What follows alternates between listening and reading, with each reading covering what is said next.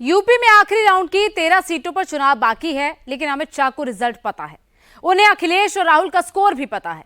पूर्वांचल में किसकी हवा है, किन सीटों पर टक्कर है और किसका पलड़ा भारी है, कौन सिर्फ हवाबाजी कर रहा है और कौन पूर्वांचल की फाइट जीत रहा है, पूरी डिटेल इस रिपोर्ट में देखिए।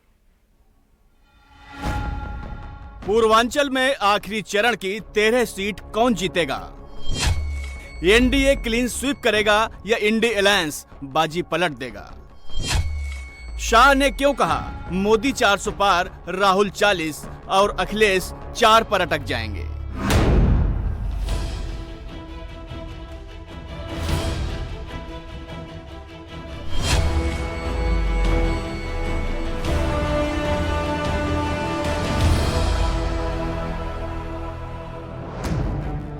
चौबीस की लड़ाई का आखिरी कुरुक्षेत्र यूपी का पूर्वांचल है, जहां दोनों गठबंधनों ने पूरी ताकत झोंक दी है।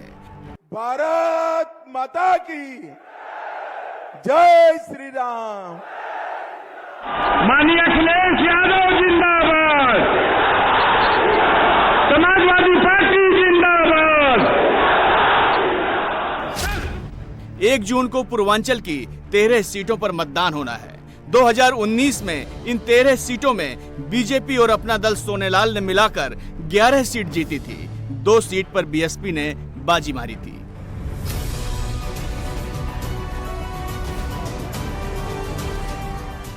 बीजेपी इस बार सभी 13 सीटें जीतने के लिए पूरी ताकत झोंक रही है।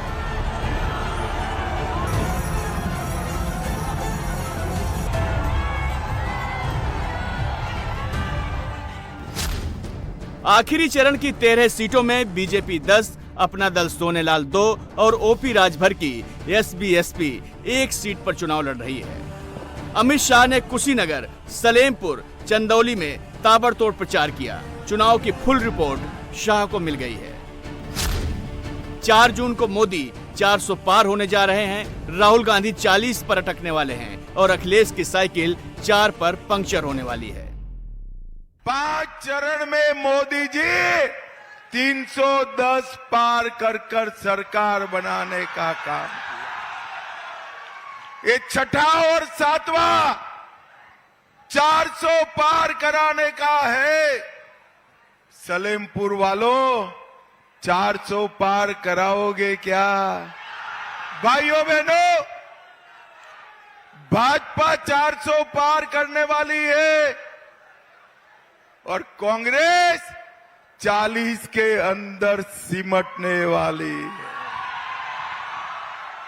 और ये अखिलेश जी की 4 भी नहीं होने वाली। पूर्वांचल में बीजेपी की ताकत विरोधियों से डबल क्यों है, इसे भी समझ लीजिए। वाराणसी में प्रधानमंत्री मोदी हैं, गोरखपुर मुख्यमंत्री योगी का गढ़ है, मिर्जापुर में अनुप्रिया पटेल हैं, बीजेपी के साथ ओम प्रकाश राजभर हैं, जबकि विरोधियों के पास सिर्फ अखिलेश यादव हैं। 2019 के मुकाबले इस बार पूर्वांचल में बीजेपी कहीं ज्यादा मजबूती से चुनाव लड़ रही है। इसकी वजह तब अखिलेश यादव और मायावती एक साथ थे। इसके बावजूद 13 में से सिर्फ 2 सीट आजमगढ़ और घोसी जीत पाए थे। इस बार दोनों अलग अलग हैं। मतलब अगर चुनाव जांच पर भी होता है तो अखिलेश की आधी ताकत कम हो चुकी है, फिर भी वो साइकिल की हवा होने का दावा कर रहे हैं। पूर्वांचल की जो हवा इस बार है, पश्चिम से भी ज्यादा रफ्तार से बह रही है। जो शुरुआत पश्चिम से हुई थी, वो आते आते यहां पर बलिया, गाजीपुर में किस ऊंचाई तक पहुंचेगी। और मैं ये कह सकता हूं कि जो जनता का गुस्सा बढ़ता चला जा रहा है, पहले चरण में जो गुस्सा दिखाई दिया था सरकार के खिलाफ, आज गाजीपुर में आकर के वो 7वें आसमान पे दिखाई दे रहा है। लेकिन क्या ग्राउंड पर ऐसा है या अखिलेश यादव सिर्फ हवा बना रहे हैं? हकीकत कुछ और है। अमित शाह ने पूर्वांचल के सलेमपुर, कुशीनगर और चंदौली में 5 घंटे के भीतर ताबड़तोड़ 3 रैलियां की। वहां भीड़ इतनी थी कि टेंट छोटे पड़ गए। मुख्यमंत्री योगी आदित्यनाथ ने रॉबर्ट्सगंज, बलिया और घोसी में रैलियां की। हर जगह हाउसफुल, मतलब ग्राउंड खचाखच भरा हुआ था। अखिलेश ने गाजीपुर और चंदौली में रैलियां की। वहां भी जबरदस्त भीड़ पहुंची। मतलब भीड़ इधर भी है, भीड़ उधर भी है। तो बात अब आती है कि चुनाव में मुद्दा क्या है और किसके मुद्दों में ज्यादा वजन है। बीजेपी के मुद्दे राम मंदिर, माफिया खत्म, सुरक्षा मजबूत, सनातन, विकास और भ्रष्टाचार पर लगाम। अखिलेश के मुद्दे अग्निवीर, महंगाई, बेरोजगारी और अन्ना जानवर जैसे हैं। जाहिर है मुद्दों में बीजेपी का पलड़ा विरोधियों से काफी भारी दिखाई देता है। काशी और पूर्वांचल के लिए भय और दहशत के प्रतीक माफियाओं का राम नाम सत्य होना, यह केवल भाजपा ही कर सकती है, कोई दूसरा नहीं कर सकता। कांग्रेस का प्रत्याशी, इसके भाई की हत्या ये माफिया किए थे, लेकिन इन्होंने इन माफियाओं के सामने घुटना टेकने का काम किया था।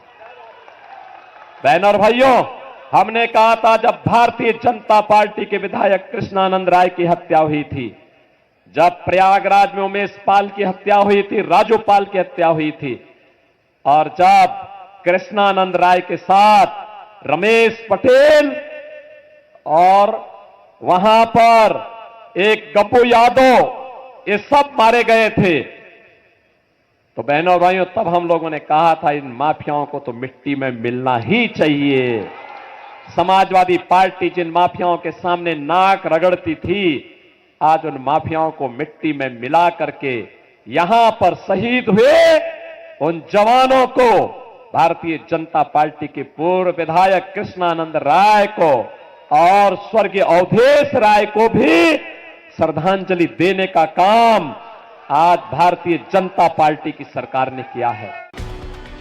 आखिरी राउंड की 13 सीटों में कितनी सीटें सेफ हैं और कितनी सीटों पर अखिलेश टक्कर दे सकते हैं। पहले बात उन सीटों की जहां चुनाव फंसा हुआ दिख रहा है। इनमें गाजीपुर, घोसी, बलिया, चंदौली और रॉबर्ट्सगंज हैं। 2019 में 3 सीटें जो बीजेपी जीती थी, उनमें हार जीत का अंतर काफी कम था। बलिया में बीजेपी सिर्फ 15,000 के मार्जिन से जीती थी। चंदौली में बीजेपी सिर्फ 13,000 के अंतर से जीती थी। रॉबर्ट्सगंज में अपना दल सिर्फ 54,000 के अंतर से जीता था। इस बार इन सीटों पर बीजेपी जीत का अंतर बढ़ा पाएगी या गंवा देगी, इसे समझने से पहले आखिरी राउंड की कितनी सीटें जो बीजेपी के लिए सेफ हैं।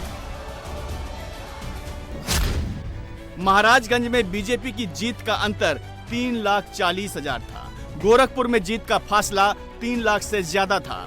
कुशीनगर में जीत का मार्जिन 3,37,000 से ज्यादा था। देवरिया में जीत का अंतर 2,49,000 था। बांसगांव में जीत का अंतर 1,53,000 था। सलेमपुर में जीत का अंतर 1,12,000 से ज्यादा था। मिर्जापुर में अपना दल की जीत का अंतर 2,32,000 था। मतलब आखिरी राउंड की 13 में से 7 सीटें बीजेपी और सहयोगी दलों की बिल्कुल सेफ हैं। फिर भी अमित शाह ने सलेमपुर में रैली की। इसकी वजह यहां 2019 में हार जीत का अंतर 1.25 लाख से कम था। बीजेपी कोई रिस्क नहीं लेना चाहती क्योंकि यहां जाति फैक्टर बहुत अलग है।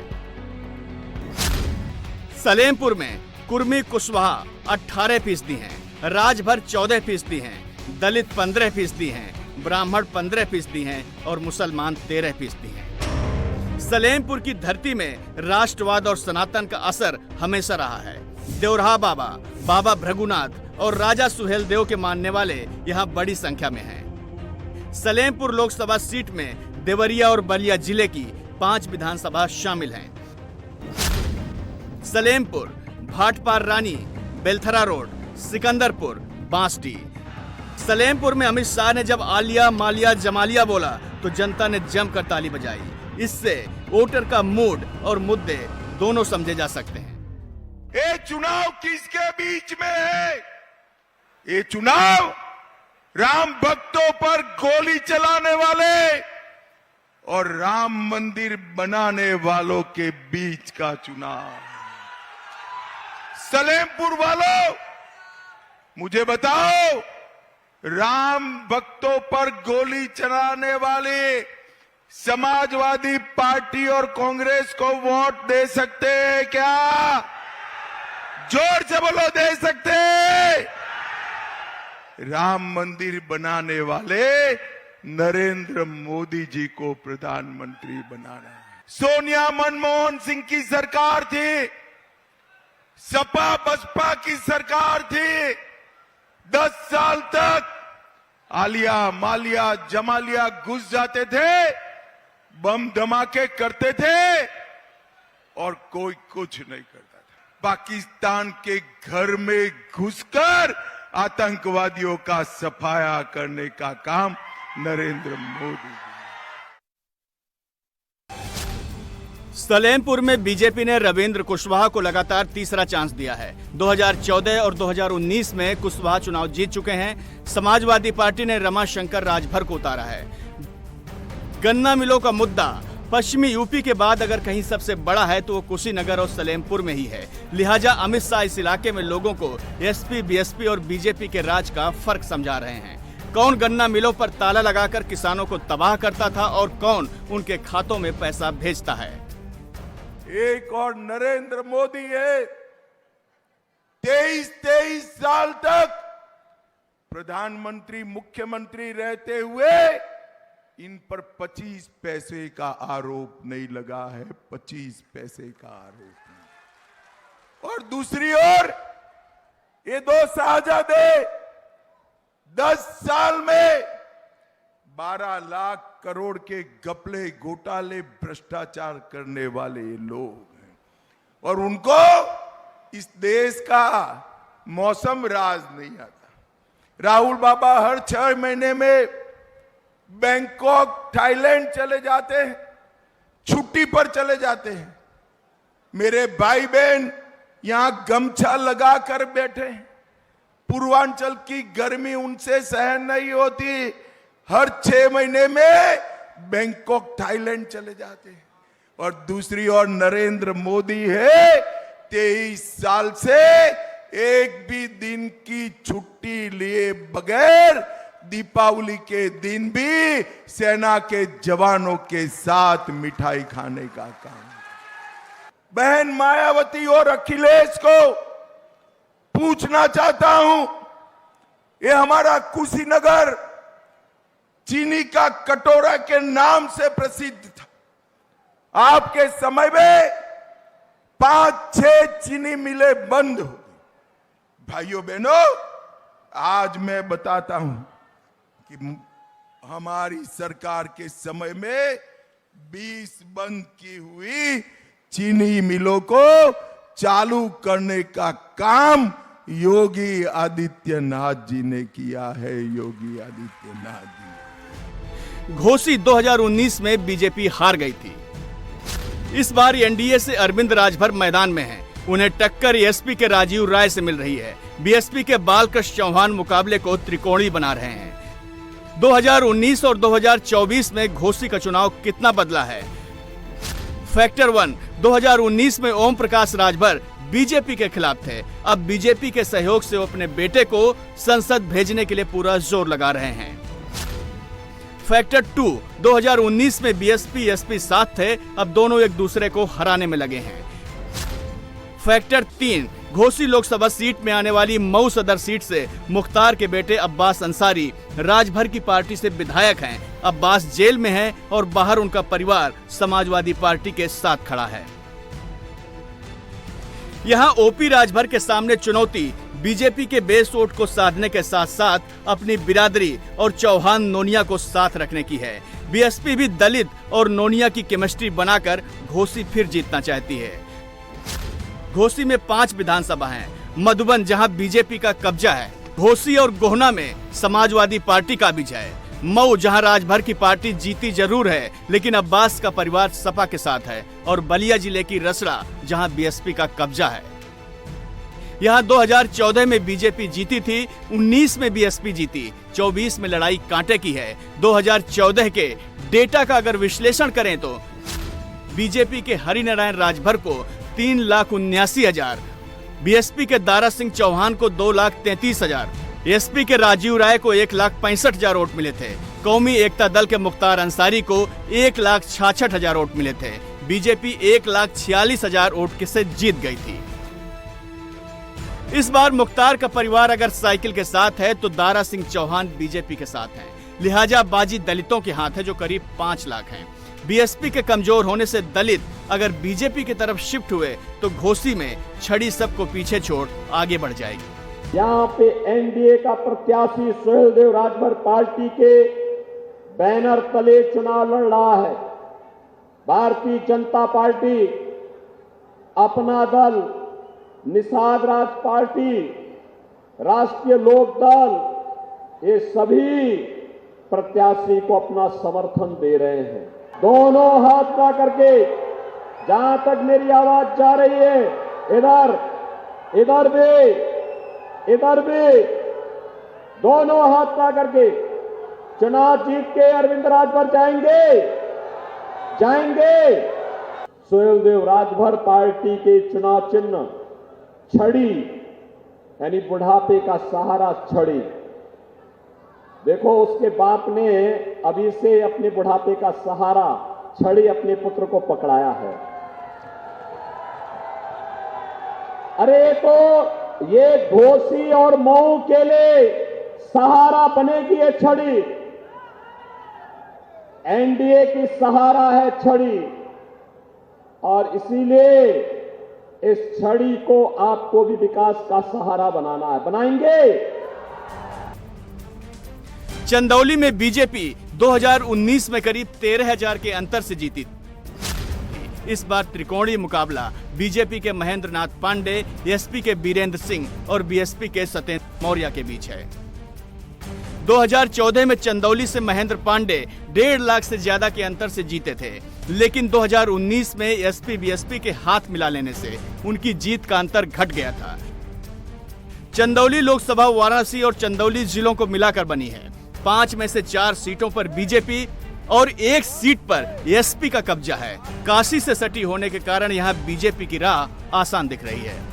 राम मंदिर बनाने वाला नरेंद्र मोदी है। नरेंद्र मोदी ये दोनों के बीच में पसंद 70 साल से राम मंदिर को एक कांग्रेस और समाजवादी पार्टी रोक कर बैठे थे। नरेंद्र मोदी जी ने 5 ही साल में केस भी जीता, भूमि पूजन भी किया और जनवरी में प्राण प्रतिष्ठा कर कर जय श्री राम कर दिया। महेंद्र नाथ पांडे को जिताओगे क्या?